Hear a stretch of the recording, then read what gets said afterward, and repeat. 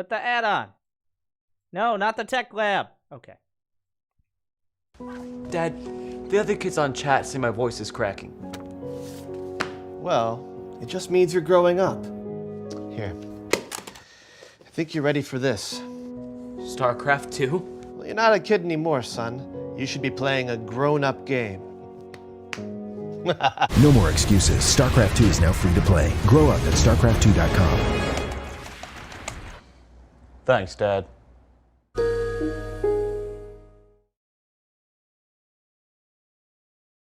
Thank you, Jimmy. All right, back to Home Story Cup and Taeja versus Serral. One of the best players of 2013 versus the best player of 2018.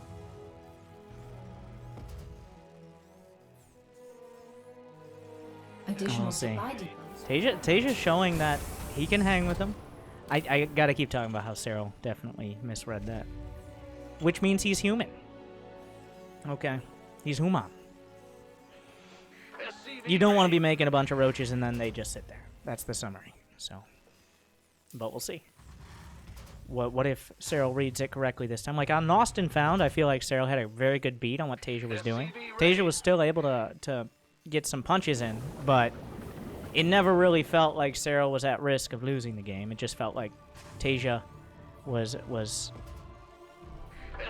well, he wasn't losing, but he wasn't winning. That's the easiest way to put it. Cryptically.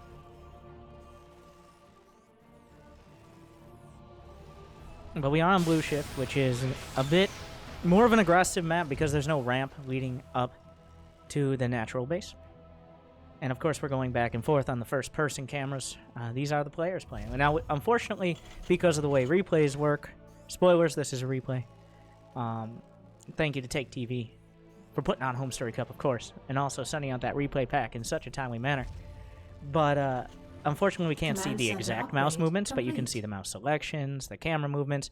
So you might be like, why are the camera movements so smooth? That's also another part of the replay. They get a little smoothed out just because of the way replays work. I'm not going to get into technical details because I'll just be making shit up.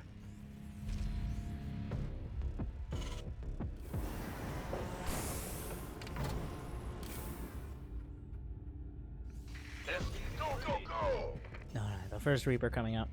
Now, this is, as a lower level player, like higher masters, lower GM, that's when you still have players struggling to get their build perfect. And the definition, the way you can already start judging a player, there's so much that goes into judging the Reaper micro. The entire purpose of the Reaper is to be as annoying as possible. The Reaper text, and the dance between how much you micro your Reaper, how much you're able to get done, and the Zerglings and all that, you can kind of get a gauge of a player and how much they're committed and how, well, experienced they are when it comes to the Reaper micro. Like, some players will just sit there with their Reaper and be like, well, I have a Reaper, so you can't move out with lanes. Some players will go deep and throw grenades and do some undercover behind-the-scenes James Bond Reaper BS.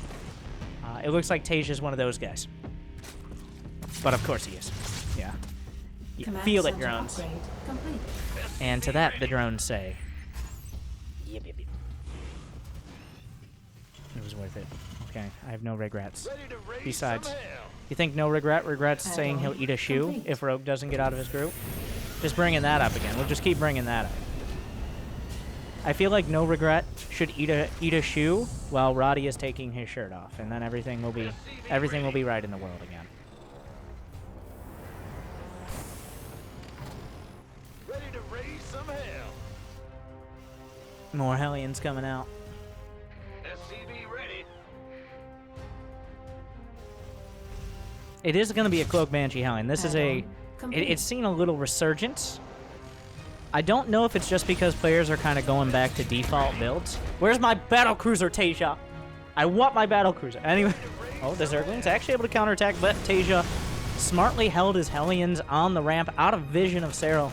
So Serral wasn't 100% sure there were going to be Hellions there. Good time to try a counterattack, but Taeja way ahead of him. The Banshee coming out. It looks like the Marine maybe... Is this a fake out? No. He's going to build a barrack somewhere. And he actually shows he may. Ooh, finds the Zerglings. Taeja doesn't know it, but there are roaches coming across the map right now. That is not a defensive amount of roaches that Serral has built. Once again, he's committing to a roach attack. The Banshee is not in position to defend. He's building another one. A third CC is thankfully for him in the main. He gets vision of the Zerglings. The roaches are coming across. Taeja sent the Reaper out and actually reacted still in time to have a little bit of warning to maybe hold this. There's a lot of roaches coming. Taeja doesn't know the amount, but he knows it's a dangerous one. Another Banshee's coming up. 13 roaches on the field. That one Reaper saving the day. The fact he kept it alive, so important. The Hellions make it back home. The second Banshee as well. That one Reaper may have saved this game for Taeja, but the bunkers are coming up. Damage will be done. The boys must be pulled. Corrosive Biles come out. Actually, one connects on the Hellions, and every shot matters because Zerglings continue to stream forward. The Banshee's going to work, targeting the roaches for the most part.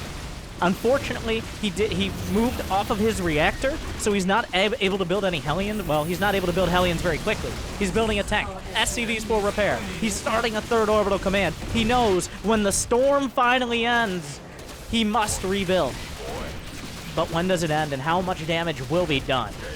The big thing in this scenario, you see he's already getting the double NG bay. Upgrades and economy. Minimize damage, get the SCVs back, get production together. He's focusing on those priorities, and those are the things that might be able to put him back in this game. Taeja is 61 drones to 25 SCVs. SCV ready. But he has 3 orbitals. And a 3 orbital Terran is never dead. Never. 0 SCVs. We're still in a game. 1-1 starts for Taeja. Serral doesn't have any upgrades on the way, because of course there's a huge investment in that attack. The Cloaked Banshees will hopefully get some damage done. The Spore Crawler not quite done yet. Taeja gonna find a couple drones, and he needs to find a couple drones. More than a couple, ideally. SCV ready. And if that Reaper hadn't seen the roaches, the game's over, I think, right now. Or it's essentially just desperation. Like, maybe he holds the wall, but he's down to nothing. Reaper, the real MVP. And still the Banshee micro. Now notice the selection box. Okay, now he's just looking. But he's not just staring at the Banshees. Look at what is getting done. And look, by the way, once again, always his control groups, but he's not missing a beat. He's got everything ready for production back home. The only thing he needs to do is come home, build some depots, while microing his Banshees, and now we're sending out the double drop, and suddenly the supplies are looking a lot closer. SCV ready. Well, the Overseer is there. He's going to clear out Overlords. At this level, you don't just leave Overlords on the map. There's no point. He already saw your drop. Might as well kill it. SCV ready. Taeja's moving deep onto the creep. He knows that there's not mutas coming out right now. His only anti-air is going to be Queens and, well, Spores. And speaking of Queens, he's assassinating. 3, going to go for 4, not going to find it. Not great targeting out of Serral either. Wow, one of the Banshees survived with next to no HP. Feel like that's a little risky. He's going to put some more damage on this. Pick up again. Taeja, on Lost and Found, he looked a little shaky. And by a little shaky, I mean he loses 3-4 Marines. Doesn't quite get perfect target firing. Upgrade complete. Does he look like he's shaking now? Completed. He has been firing on all cylinders besides this supply block happening right now. Okay. Not losing any of the Marines. The Banshee micro on point. Does he have an armory done?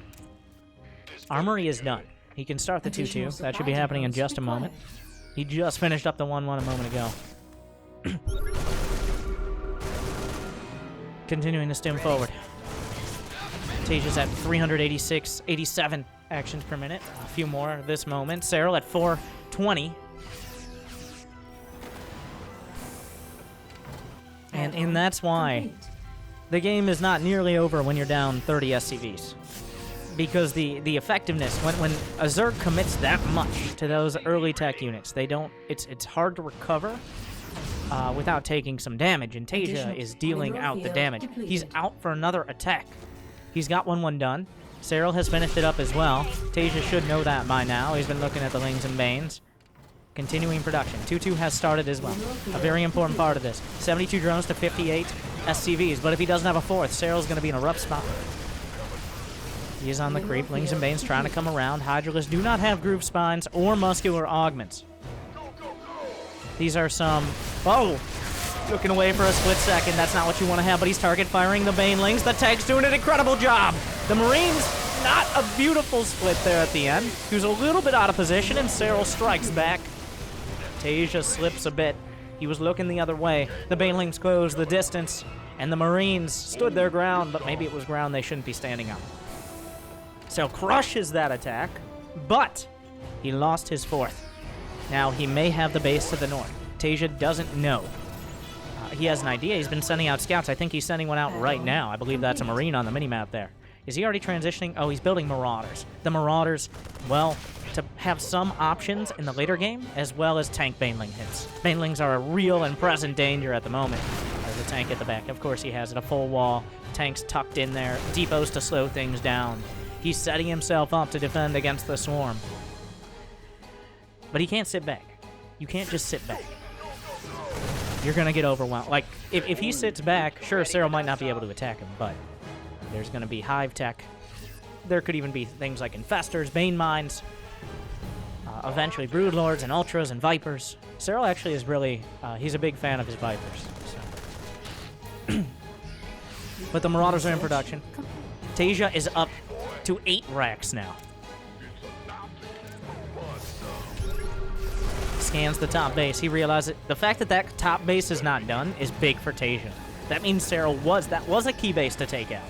He is all right economically. He can commit to an attack. Probably will split off a drop or two to the north to just pull Serral's forces apart. 2-2 is done. So we have a timing here. He's starting the +3. Already pre-sieging his tanks. Watch, Terror players. Pre-sieging those tanks. Just in case Serral was right there in the darkness. Going to take that base to the bottom right. Not going to try to work up to the north as he's attacking. The attack now defends his new base because he's working through this angle. So a smart, like, on-your-feet play there, I guess, is how they say it in sports. Of course, I assume both these players are sitting down, but metaphorically. And that's a lot of bile.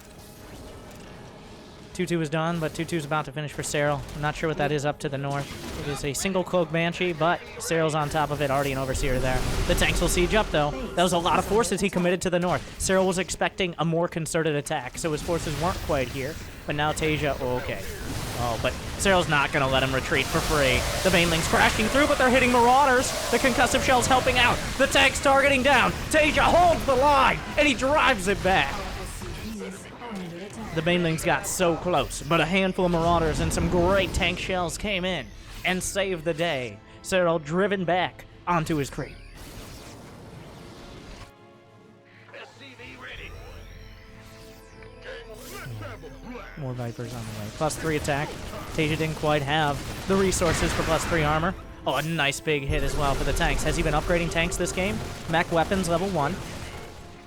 Gives him a lot more effectiveness against those Lings and Mains. And now a drop up to the top. The counterattack coming in. The depot is raised in time. Reinforcements coming back, but that's a significant counterattack. Well upgraded Zerglings. He's still holding the position near the top. Serral does have an Overlord there. Taeja will see it in a moment. He's going to drop on top. That will drag some units over to the back. Taeja established his 4th base. +3 is closing in on finishing. Both players nearing a max, but neither has really been hit heavily economically since the very beginning of the game when Serral eviscerated Taeja's SCVs, but at the cost of his own tech. And now we're here, essentially even. In fact, maybe Taeja had a little bit of an advantage because Hive Tech hasn't really kicked in and Taeja's comfortably at 4 bases and has his +3 upgrades. But that's going to change soon, as Serral is opting for his. He's got Adrenal Glands on the way in Ultralisk Cavern. He spots the army moving to the top. That's a lot of army supply. That's going to be a little out of position. Oh, so greedy! But he gets both medevacs out of there. This means a lot of army supply is committed to the top. A lot of Banelings as well. He can move along the southern lane. The drop to the top is about to be hit. It looks like it will be crushed, but enough units there that he can maybe work his way forward. The creep is pushed all the way back to the hatchery. The Marauders coming in first. They do a great job against hatcheries and against Banelings.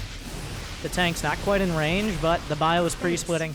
He's not opting for Ghost. He's not opting for the late game because he sees Serral is just still on this mid-game tech. There are the Vipers. Do we see the Ghost Academy in a moment? He wants to deal with the counter-attack. He's actually, well, a lot of units are being cut off as they're reinforcing, as Taeja tries to manage the other side as well. Banelings, tanks, Marines, all of these are on the edge if they go the wrong way. If the Banelings go into the tanks, all clumped up, Taeja will easily take them out. But at the same time, if the Marines are out of position, you know what happens. Here comes Serral from both angles. Not a perfect situation. A Blinding Cloud hits a couple of the tanks. The Marines stim back. There's a deeper tank line. Another Blinding Cloud. The Marines stand their ground. Where are the Banes? They're gone. The tanks will survive. Taeja takes the fight, wins the fight. Serral is forced to retreat. The base is gone. Serral! Continuing to work forward. He knows exactly when to stand and fight and exactly when to fall back. The control on the Marines. I know it almost sounds like a meme, but the control on the Marines is ridiculous. The reinforcements coming in. He's got a lot of forces kind of committed out on the map, though. He could get bitten off. This is a little greedy out of Taeja. If he can join up, we know Ultralists are coming out. I don't know if there are any Ultralists on the field, but Taeja knows they're a threat. He knows Hive Tech is coming up. Another base on the way. He's going to lift his main. The Hive is under fire. He can't let that go. The drop coming. Oh, boy. A dangerous game he's playing. Those medevacs. Just a light breeze might be enough. A Viper. A lot of reinforcements come in, but Taeja going to close on this army. He's going to force it into retreat. The Marauders holding their ground. Even while he knows the army will eventually kill him, if he stands his ground, he still turns and fights just enough. Serral, reluctant with so little economy to actually commit to anything that's going to cause him to lose a wave of Banelings, unless he's going to crush a fight. He knows Taeja has those reinforcements at the back. He's now deep onto the creep. This is a risky business maneuver here. You don't want to be on the creep with the Banelings, but the Marauders forming a wall with their bodies. And once again, the Baneling's not going to find an opportunity to close the distance on the big clump of Marines. With concussive shells helping out a little bit as well. He's building depots. I mean, he needs to be on supply bot, but he's also building depots to screw up the AI of things like counterattacking Zerglings and Hydras. If Serral just A-moves them while microing on the other side, they're just going to hit depots, which are a lot better to get rid of than Marines.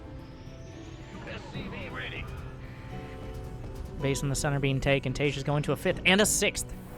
If he holds on to one of these bases, he's still got a healthy economy. Neither player maxed out and neither player with money in the bank. It's about as close as it gets. We're still 17 minutes in. There's no clear leader. The Ultralists are spotted. But, oh, and Serral, he has the base to the top left. Taeja does need to try to deal with that. At the same time, he's counterattacking with an army to the bottom right. A Blinding Cloud, no one abduct comes in, but the Banelings are going to eat it. He's holding his ground. The other force trying to move in. Serral wrapping around. He doesn't have the creep to work with. Taeja trying to micro on both sides. So is Serral. That's a lot. Going off a creep is going to be very cost and effective for Serral if Taeja keeps up these splits. Some more Banelings coming through. Does he get the target? He does for now. Getting more and more, and he just brings them all the way back. He's stutter stepping. The base in the top left still being taken out as well as he's microing here. He lifts the command center. He will get out of that location and take Serral's base with him as he clears the creep. Taeja continuing forward. Serral on the ropes right now. He's down in supply. He's not maxed out. Well, that was obvious. Taeja continues taking out bases, but this time it really didn't cost him much on his end. He's going to get through the rocks so he can move between these bases. He's getting a little spread out, so it's dangerous. Why don't you repair your medevacs, Taeja, you noob? Both these players playing pretty quickly and just getting a lot done. Infester's on the way. Serral, I don't know if that's desperation or if that's his Hail Mary. Those are both kind of the same thing. But I have the best words. That's a lot of Ultras and Banelings. And Taeja says, no matter, I will go forward. You look at 7 Ultras and 20 Banelings and say, I can take that. What Terran does that? Taeja does. some Liberators going up towards the north. There's only Lings and Banes there. These are the only Liberators he's made this game. He's using them for harass. Here come the Banelings. He's holding his ground for now. The tanks, the splits back, the Blinding Clouds, but the Zerg might be too much. Another Blinding Cloud from the back. He has to pick up. He has to get out. Taeja bit off a little bit more than he could chew, but he is punching back just a little bit with the Liberators as well. Zerglings find an opportunity. There's no reinforcements there. The Planetary is under attack. He's not going to be able to hold on to it. Serral not going down without a fight. The medevacs are forced backwards. Taeja dipping in supply. He has money in the bank. He's kind of slipped on production just a little bit throughout that whole fight. The medevacs, still a lot of them intact. He's got 7 medevacs on the field. 1 infestor could change that very quickly. The base was lifted, but he was able to re-land it, or maybe it was just driven out. I'm not 100% sure. Ghost Academy is on the way. Taeja's starting to realize, well, if he can't put pressure on Serral soon, then he's going to have to go to that slower-paced, methodical late game as opposed to this slugfest that they continue to have. The creep battle continues. Taeja's winning it for the most part, but oh, beautiful fungal! The Ultras with speed closing the distance. Parasitic Bomb blowing up medevacs. Beautiful split on the Parasitic Bomb medevac, and he actually takes an Ultra, somehow making the best out of what was a horrible situation, and he holds the ground. And he's going to take the base in the bottom right. Is that actually going to be enough? Yes, the Marines have the DPS. They gun it down. Serral is down 2 bases. The base in the top left, I don't believe it's been rebuilt, but Taeja's about to check. It has not. More sensor towers. Anything you can use. That happened. That Liberator. Ghost Cloaking is on the way. He's not building any ghosts, though. Does he have any on the field? No. Serral's still struggling to find an opportunity. Taeja's still mining heavily. The armies are so dangerous. One particularly bad fight and the game just ends. Either way.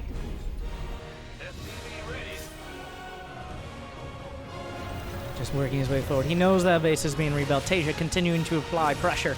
He's finally found an opening to build the ghosts as well. The ghosts can actually kill and will potentially end this game once and for all. The concussive shell is so useful. A lot of army supply committed to the top left. Taeja's pulling back to retreat. Does he split off anything to counterattack simultaneously? Vespine Geyser exhausted. The outside, the outer bases, the 5th and 6th bases now, well, really 4th and 5th bases are starting to mine out for Taeja. There's not that many bases on this map. If it gets down to it, we have the bases in the center, which are super vulnerable. A few Marines Marauders stemming forward. The base will finish. I think there were some burrowed Lings and Banes there, but Taeja not taking the risk. You hear a lot of ghosts reporting for duty, and that is the finishing card, potentially for the finisher. But a few Blinding Clouds, a couple Fungals, and a lot of Mainlings. You see big globs of Zerg. I think there's no better way to describe them. If Taeja is not on point on both sides of the map simultaneously, he can easily get run over. These armies are so dangerous out of Serral. I mean, it goes both ways. Welcome to StarCraft. Is there a fungal? He scans ahead. He sees an infestor. The ghosts realize, okay, there might be an opportunity for snipes here. Oh, is the fungal there? No. He gets the infestor! The Ultras! 1, 2, 3! Huge triple kill there. And he realized there was no detection. Serral didn't react in time. The cloak coming in, and now Taeja can focus his efforts towards the southern side.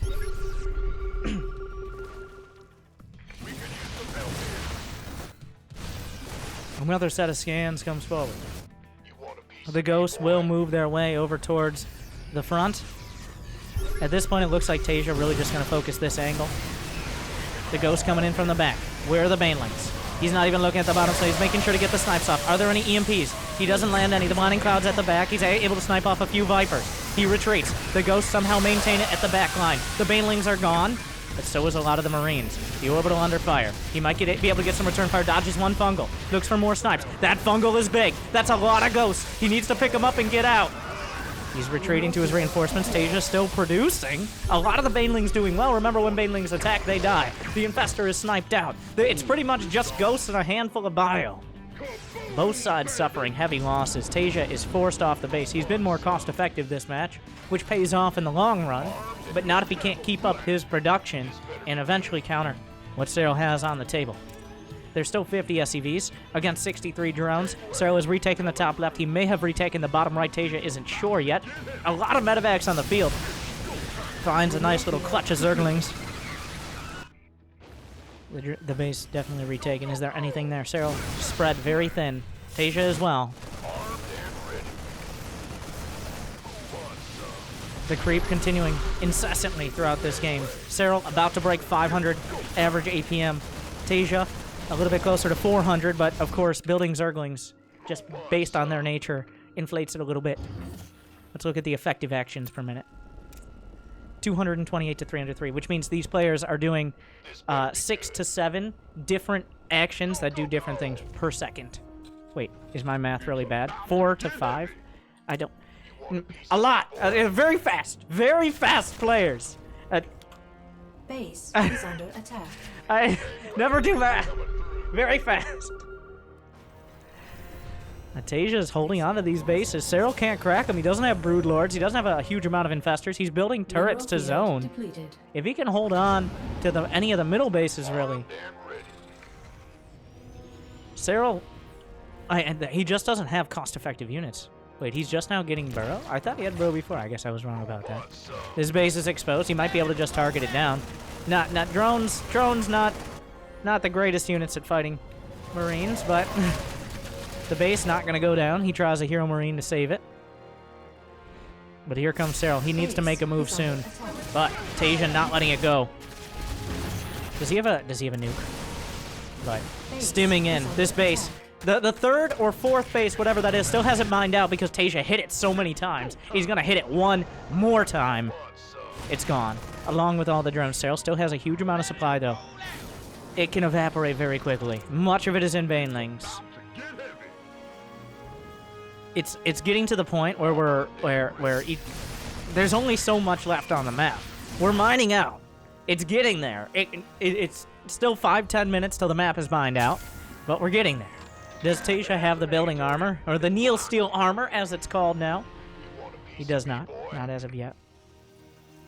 He's at 170. Serral is maxed out. But Taeja is holding on to several bases. The lines have been drawn in almost the literal sand here on Blue Shift. You can tell it's kind of slowed down a little bit. Neither player willing to commit a huge amount of their forces to a fight in the last couple minutes. Because they're precious. These armies won't be rebuilt again. Gets the scan off. Sees, I think he caught a glimpse of those burrowlings, or at least had a feeling.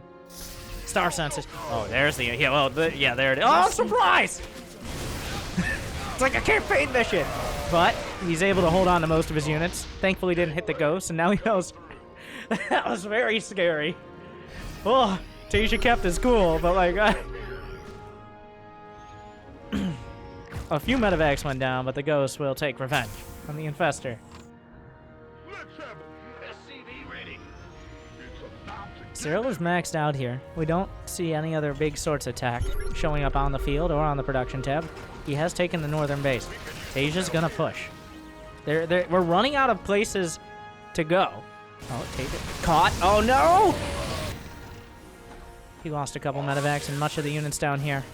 Taeja struggling, trying to get the damage done. He needs to break a little bit closer. He's unsieging tanks from the back line. He knows if he can pressure this, if he can force a fight in his favor. Oh, got an infestor. He felt it. Also a little bit to see the creep. One infestor at the wrong time can change the game. There are so many things. But the game is on the edge of the knife. All right. Somebody's going to get cut. That Viper. He's going to retreat. Does Serral not going to step off creep.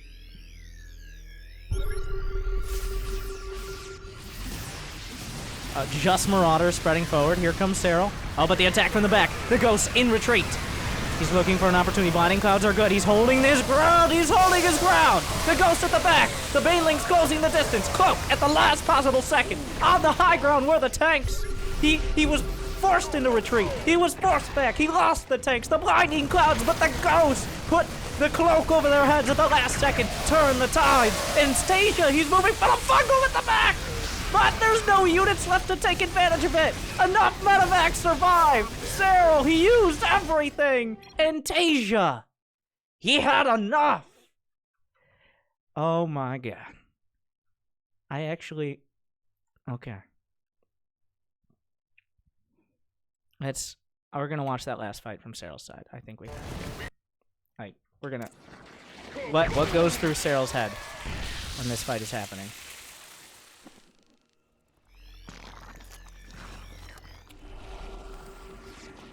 Flanking from all sides. He's like, well, we gotta do this now. He's got the infestor. The ghosts are right there. Get him. He's staring at him. He's staring at those ghosts. And then, oh god, that feeling. That feeling. As soon as the ghost cloak, he was like... He was in there. It's too late now. One more time. This feeling. Oh no.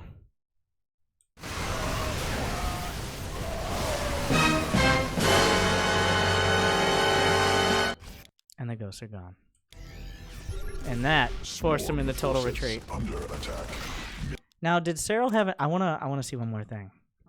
Did Serral have any overseers before that fight started? Did Taeja? Okay. There were 2 overseers. There's one here. And there's... Okay. Well, they weren't part of the fight. I was like, did Taeja magically snipe them all as well as doing all of that? But either way, still ridiculous game by Taeja. Barely holding. Like, that was about as close as it gets. A couple more Baneling hits at any point in that game. Remember, Taeja was down 35 SCVs to start. Which is a few. And it's 2-1. It's best of 5. So we're not done. We're not done. But, real quick, Jimmy says it's ad time. So I'll be right back in just one moment. Thank you guys for watching. And I hope you've enjoyed the first-person breakdown of Home Story Cup 18, Serral versus Taeja. Be right back. Just 1 second. You guys can pause, ad block, all of that.